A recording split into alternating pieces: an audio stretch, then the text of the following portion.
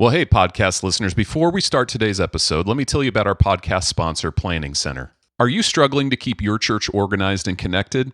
Planning Center is the all-in-one church management software that solves your administrative challenges. You can effortlessly track first-time guests, manage volunteer schedules, and create easy ways for your congregation to get involved, all from a single platform. Whether you need a check-in system, event signups, or an online giving solution, Planning Center helps you nurture your community and keep people connected. Visit planningcenter.com to get started for free. Well, welcome to the Unstuck Church podcast. I'm Sean, your host, here with my teammate Amy Anderson and my teammate Chad Hunt. Welcome to the podcast, Chad. Thanks, Sean. Great to be here. Good to have you here. Yeah. Well, today we're kicking off a brand new series about a common experience in churches. It's hitting growth barriers. And we've had so many churches bumping up against growth barriers in the last couple of years. It's not a new topic in our content, but with the next 4 episodes, we're going to try to take a little bit different approach to it. We want to talk more than about the little steps that your church might need to take. We want to actually help you own your specific role in breaking the barrier. Yeah, and Sean, if I can jump in, what makes this conversation important is that these barriers, they are not just about numbers. They represent structural, cultural, and leadership shifts that need to happen for greater health and for growth in the church. That's right. And today our focus is on the 200 and 500 attendance barriers that so many churches struggle to break through. And actually, Chad is joining us today because he's been on our consulting team since way back in 2015. Chad, that makes you old at this point. I know, I feel it. And he's helped hundreds, literally hundreds of churches in the last 10 years navigate these kinds of transitions. Yeah. In addition to the consulting, I've also, Sean, if you remember, I've been an executive pastor.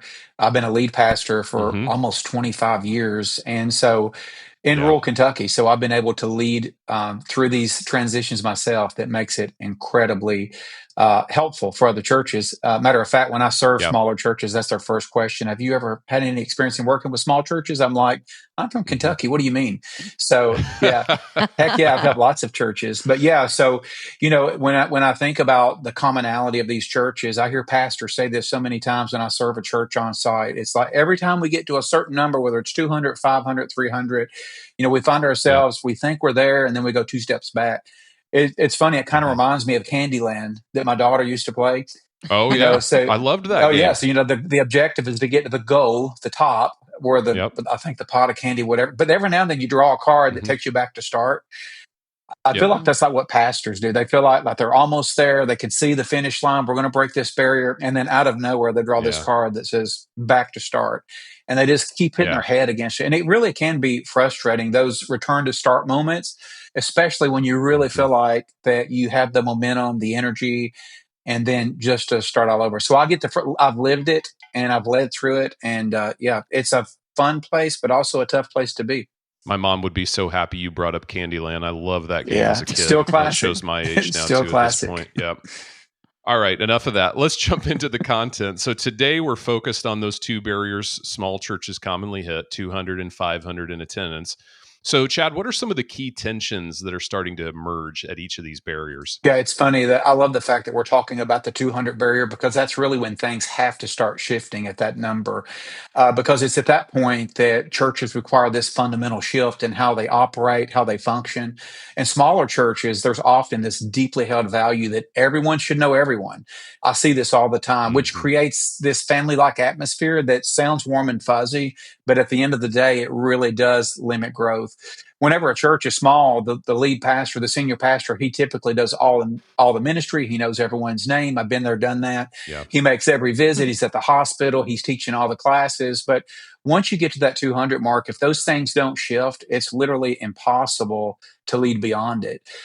Because the pastor, you know, and here's the struggle. Here's why a lot of churches don't, is at that 200 mark, because especially if that pastor has been there up to the 200 mark, they're usually super sensitive to the voice of the people. And rightly so, because when the church is 70, 100, the congregational voice is just super loud. And while their intentions are typically well meant, the motive is really we mentioned this just a moment ago, their motive is typically to protect that family environment of the church. I just Hmm. recently served a church, matter of fact, that was hovering around that 200 mark. They were out of space. So we had this conversation about going to 2 services during our planning time. One of the guys Yeah. in the room, one of the team members in the room, the first comment just out the door was, "Wait a minute, we can't go to 2 services. If we do that, there's no way we'll know everyone. We won't see everyone. We can't know our people." I even had one guy said, "That's like dividing the church." And my response was, Mm. "Listen, I pray that you never know everyone. I pray that your church Mm. reaches so many Good people word. and that you have so many people having faith experiences with Jesus that you need many services." And pastors and leaders have to learn how to give their ear to the vision and mission, not the preference of the congregation. That's so vital at the Yeah. 200 mark. Again, the intent of family church where everyone knows everyone sounds nice, but that mentality will not drive the biblical mission of the church, if that makes Yeah. sense. That's good, Chad. Yeah. It does. Well Yeah. said. Any other tensions that you see emerge in this early phase? You know, at the 200 mark, lots of churches that are at that 200 mark, they feel like they operate like a democratic model. This democracy and decision making rights become a struggle. And when decision making rights gets complicated, especially in churches of 200, it really can frustrate movement and growth because there is this idea that smaller churches thinks that everyone should have a voice or that you need a consensus Right. for any needed change. Shauna mentioned this in one of our team calls last week. Is I was just in I won't name the church, but I was just at a church serving, and this was a church that were doing relatively well. They were fluctuating back and forth, but I remember one of the conversations was they were out of space, and so the pastor, as I was touring the facility, he pulled me to the side and he said, "See all these pews?" He said, "We voted twice to go from pews to chairs." And that was the easy solution. Instead of adding a service and requiring more volunteers, if they added chairs, it was really going to Hmm. enhance their seating capacity. Unfortunately, though, their structure required the church to vote on it. So as a result, he informed me Hmm. that they voted it down the last 2 times. And he said one Oh person my. in particular said to him, "This is what we were raised in. These were the pews that we sat on, and we don't want to Hmm. lose that." And, unfortunately, when the wrong person or the wrong people have decision making rights, it removes permission for the pastor to lead. And then it cripples action to Absolutely. move the church forward. Because the last time I checked, the mission of the church isn't about me. It's not about meism. It's not about it's about how do Hmm. we make space? How do we make room for other people to find and follow Jesus? And while the pastor, typically, that's in most pastors' heart, they want that. They have to Yeah. learn to make sure that decision making rights are properly aligned so that the right people can Yeah. make the right decisions in those moments. Would it Yeah. be fair to say, Chad, that if a smaller church like this ever has dreams or feel God is calling them to reach 300, 400, and they have a governance where everyone is voting, they will not be able to break that barrier likely if they don't change their governance model. Is that true? Oh my gosh, so true. Matter of fact, I tell churches all the time, I say this to churches at all levels at 200, 500, 900. There comes a time that better preaching, better kids ministry, and better worship will not grow the church. If you Mhm. don't have the right infrastructure and the right organizational strategy in place, you may see new people come, but sustainability just becomes a foreign element Mhm. because you have to have the Yeah. right decision making rights. You have to have the right people in the right seats on the bus. Everyone has to understand that as well. And so governance oftentimes is the kryptonite that just keeps Yep. churches from moving forward. And we know this because we are all in churches. But I mean, how often do we see churches that have to go through 7 committees to make a decision Right. Right. that should be made at a pastor level or at least a board level? And all that does Yeah. is it takes it eats up the economy of time.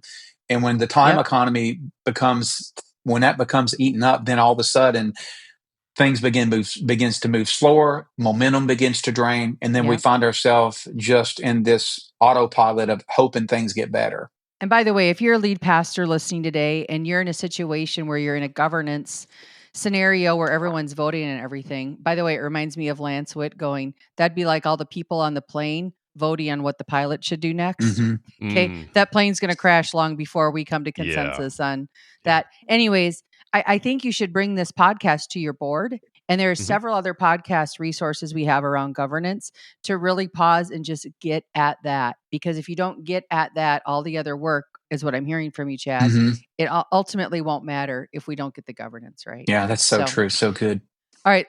Let me shift us. What about churches that have broken the 200 barrier, Chad, but now they're getting stuck around 500? What different tensions emerge there? Well, first of all, kudos to all those churches that have done that, because in my personal experience as a lead pastor and working with churches, that's a really tough thing to do, to break 200 and move to 500. But when we see churches that are stuck at 500, or they're fluctuating, they're hitting that lid, going back and Mm-hmm. forth. I work with many churches in this particular attendance range. Typically, what I find is most of these churches still are maintaining this insider focus. Their programming, their language, their culture seems to cater to people who already attend, which makes it super hard for newcomers, especially those who are outside of faith, to connect. Now, they Mm-hmm. don't see it like it's not like it's intentional.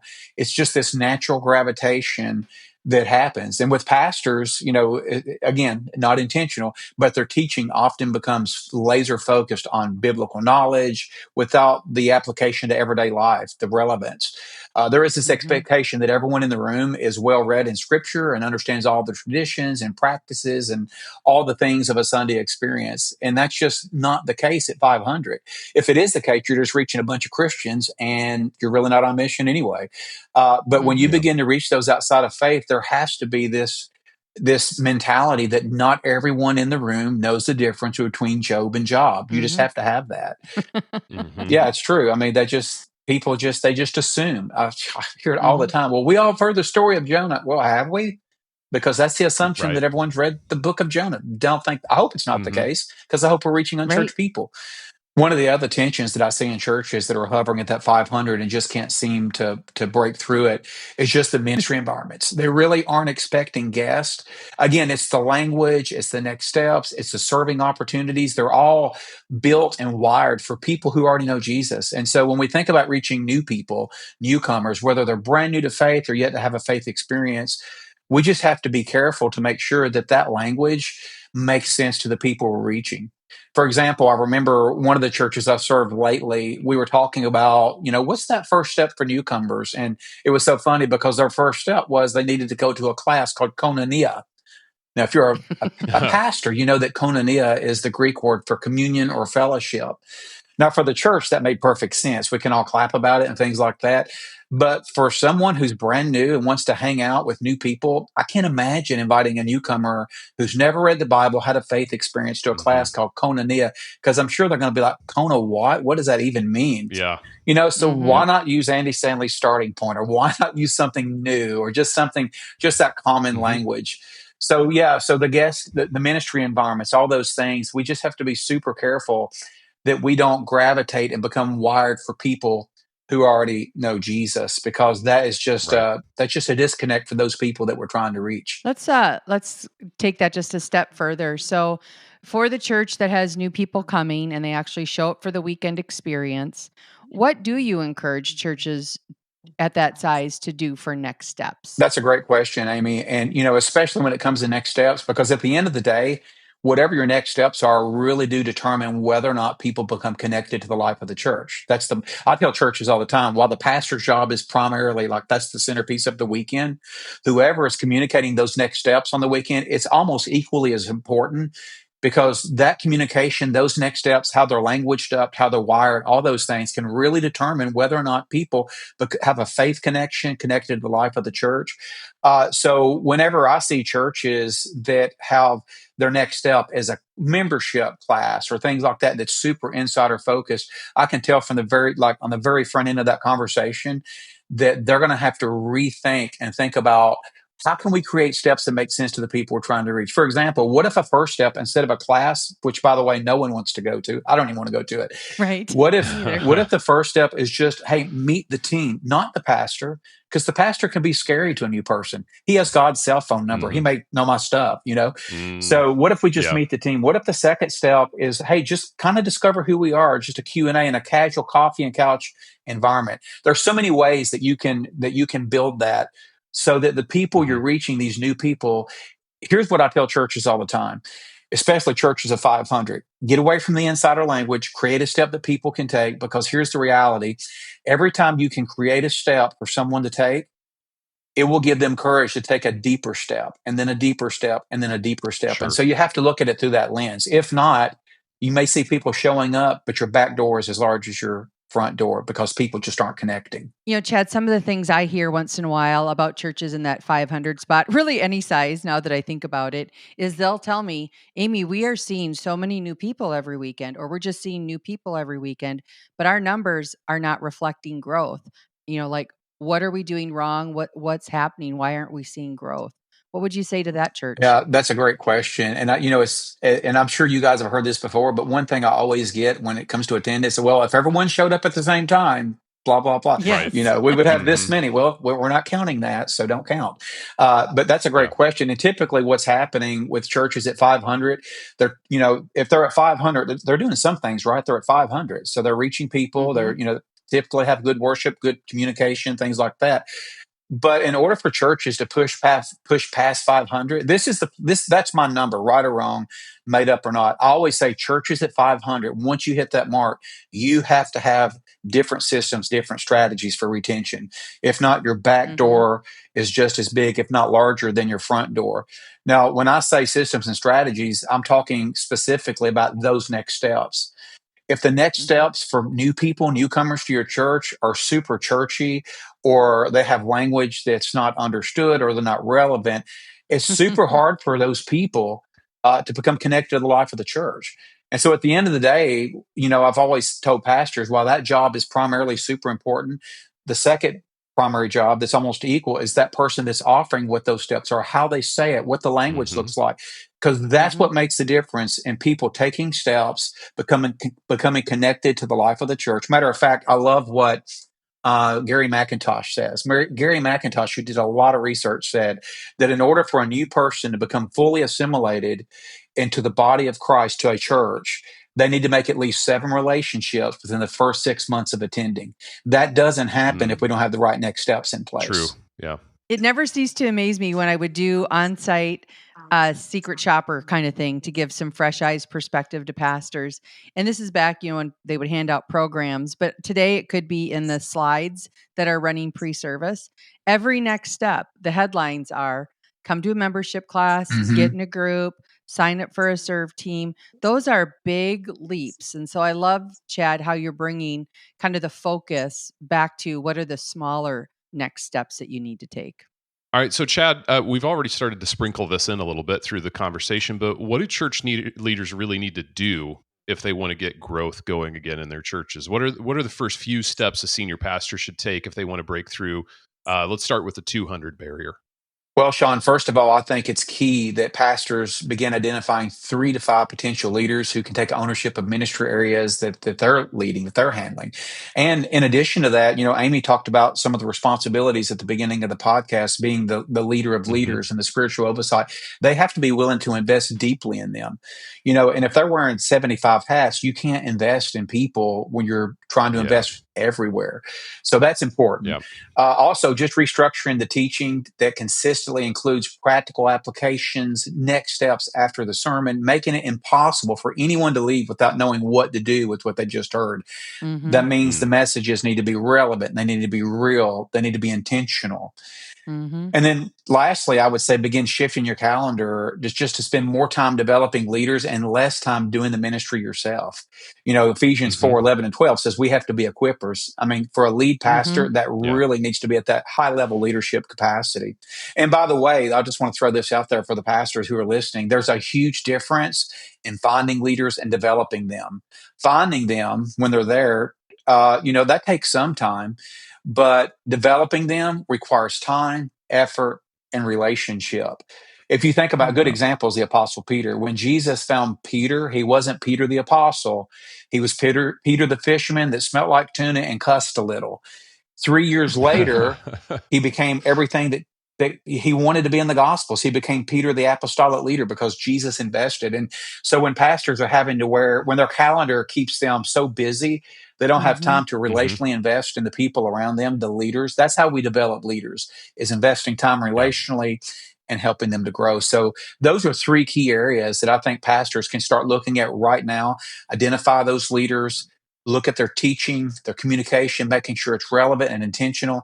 And then lastly, just spending that time to really develop and pour into those whom God has put around them. I love that you called that out because I think if someone is really underwater, if a lead pastor is with all the busyness and they Hmm. hear find 4 or 5 leaders, it'd be quick just to find those leaders and kind of wash your hands. And you're saying, no, there's Yeah. not immediate relief because now you have to shift some of that energy to actually develop and pour into them. Which brings me back actually, when we think about the church board again, what suggestions do you have for pastors when you're thinking about the board members at a church that side? Yeah, great question, Amy. One of the first things I would say is that board members need to really work well with the pastor. That relationship, the relationship between the lead pastor and the board, is critical for the success of the church. I mean, that can really just stifle or stall ministry and stall vision.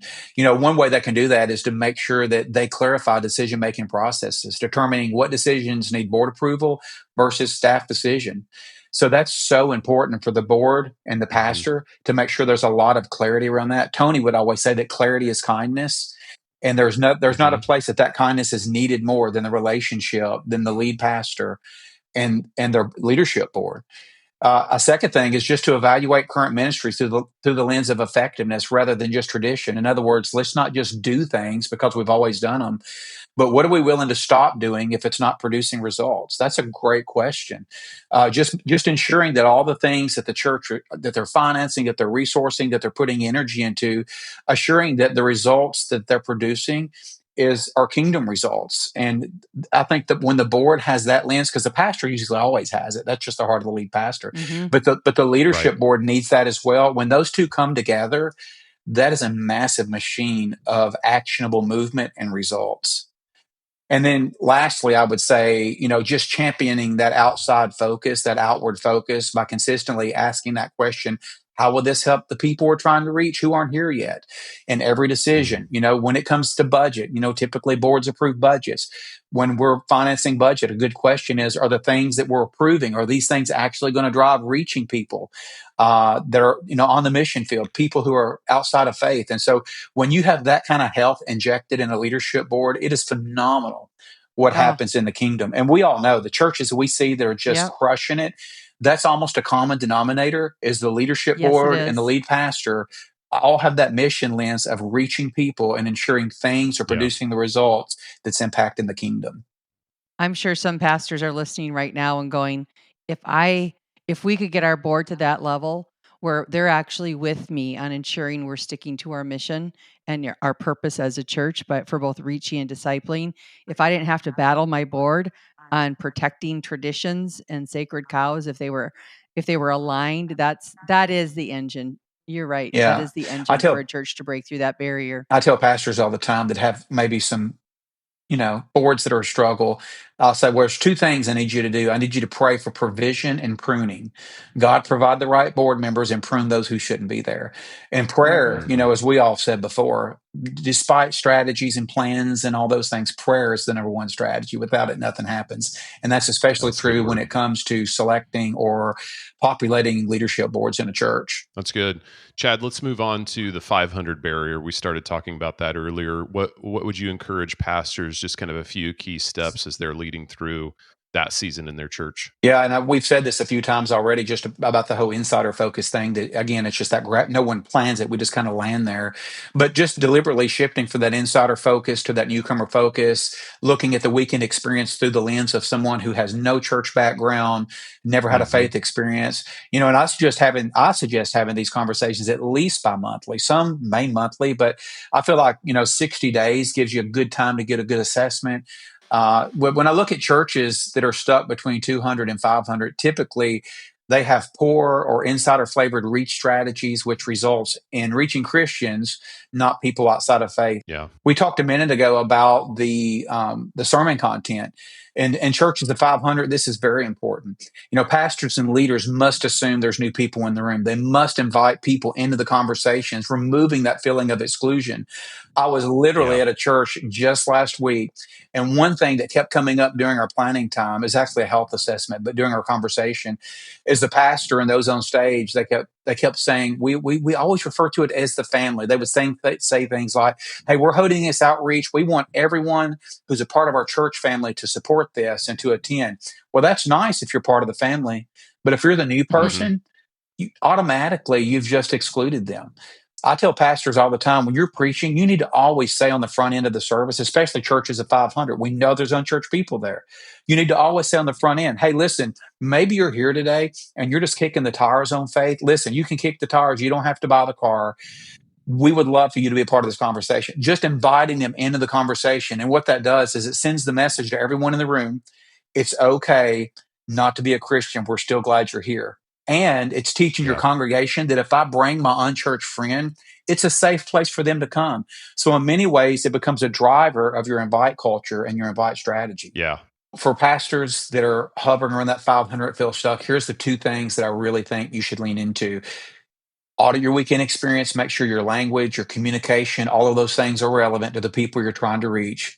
And then, secondly, is just streamline your programming. Do fewer things with greater excellence rather than maintaining too many mediocre ministry options. Because when you do that, it just takes the quality away from the things that really matter and the thing that's going to Mhm. move the needle the most in your church. I'd say again, we do see a lot of churches at this size with with the beginnings of a lot of over programming, Mhm. a lot of spirit of addition and not subtraction. And if you don't nip this Hmm. quality here, you're going to be in that situation when you're trying to hit the 1,000 barrier or the 2,000 barrier. Real quick, Chad, any specific suggestions for board members who are, in the seats of the board and they're trying to help their pastor break the 500 seat barrier? Yeah, I would just say to the board members is please give your pastor permission to lead. I mean, he or she has to have that. I mean, in smaller churches, it's not uncommon for board members to be the voice of vision, but at 500, I mean, the lead pastor has to be the lead visionary with the counsel and the wisdom of the board. Obviously, that's why that relationship is so important. But at the end of the day, the pastor just has to lead, and the board just needs to support that. Again, when those things happen Yep. together, when they're coupled together, it's powerful. On that note, providing Yep. accountability to the pastor is another really important role of the board. I mean, good accountability Mhm. is key for the success of any pastor. Approving budgets, protecting policies, theology, things like that are common areas of leadership boards where they bring accountability. But I will tell you, another place that is so often overlooked and even neglected sometimes, but just as important, is ensuring that the lead pastor, the senior pastor, is staying healthy by helping them guard Yeah. their calendars, Mhm. getting rest, and taking away for rest, recreation, and self development. Sometimes the board is about the only one that can make that happen because pastors were workaholics. Amy, so you've used this concept, and I've heard you kind of talk through this several times. The idea of a swing thought. Would you share with our Yeah. listeners what a swing thought is?